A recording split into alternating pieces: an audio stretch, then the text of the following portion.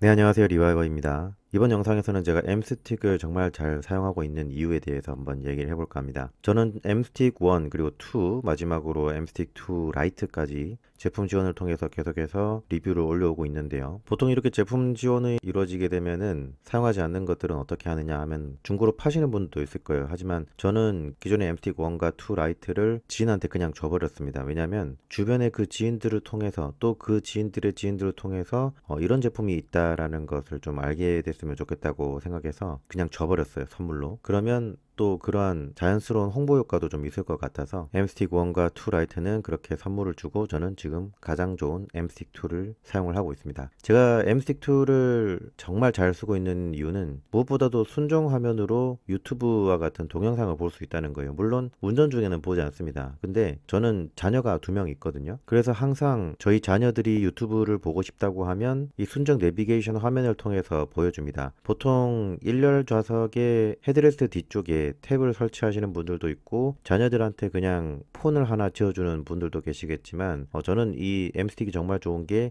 이 순정 내비게이션 화면을 통해서 볼 수 있다 보니까 2열에 앉은 아이들이 보기에도 그렇게 화면이 작지도 않고 또 너무 가깝지도 않다 보니까 적당한 거리에서 컨텐츠를 즐기기엔 좋겠다라는 생각이 들더라고요. 물론 지금 제가 타고 있는 소렌토는 10.25인치 화면이기 때문에 최근에 팰리세이드나 카니발 그리고 EV6 같은 12.25인치를 사용을 하는 그런 내비게이션이 조금 더 부럽긴 하더라고요. 물론 유튜브만 보지는 않습니다. 티맵이나 카카오 내비 이런 것들도 가끔 사용을 하는데요. 물론 짧은 거리에서 쓰지는 않고 2시간 이상의 장거리 운전을 할 때는 아무래도 순정 내비게이션보다 T맵이 좀 더 신뢰가 갈 때는 그렇게 두 개의 순정 내비게이션과 T맵을 띄워서 경로를 조금 비교를 해보면서 운전을 하기도 합니다. 물론 또 음악을 들을 때는 이 BT 플레이어 그러니까 블루투스 플레이어를 통해서 듣기도 하고요. 그리고 참고로 말씀드리자면 무선 안드로이드 오토 동글이라고 하죠. 그러니까 유선을 무선으로 만들어주는 카프레이 AA 와이어레스나 혹은 카린키 3.0, 4.0 이런 제품들은 말이죠. 유튜브를 공식적으로 지원하는 게 아닙니다. 애플 카플레이나 안드로이드 오토 같은 경우에는 운전 중에 사용을 했을 때 문제가 될 만한 그런 소지가 있는 어플은 지원을 하지 않아요. 하지만 이걸 이렇게 구글이나 애플에서 막아놓은 유튜브 어플을 다른 방법을 통해서 어떻게든 영상을 보여줄 수 있도록 하는 그런 프로그램이 있을 뿐이지 공식적으로는 유튜브나 넷플릭스를 지원하지 않아요.